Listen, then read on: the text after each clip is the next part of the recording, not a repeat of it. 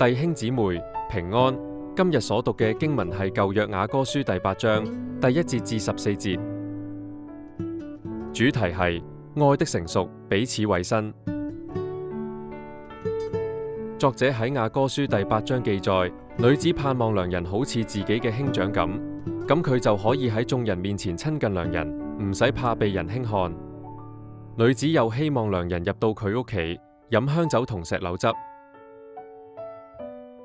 良人用左手托住女子嘅頭，右手抱住女子。女子又囑咐耶路撒冷嘅眾女子，唔好隨便驚動愛情。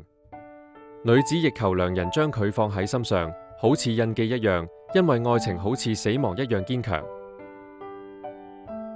愛情就算用好多水都熄唔滅，洪水都淹唔沒。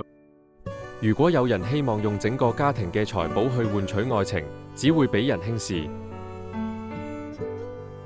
女子話自己看守葡萄園，所羅門都有葡萄園，同伴都細心聽住佢嘅聲音。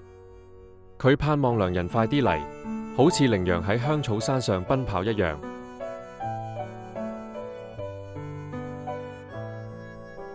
反省問題。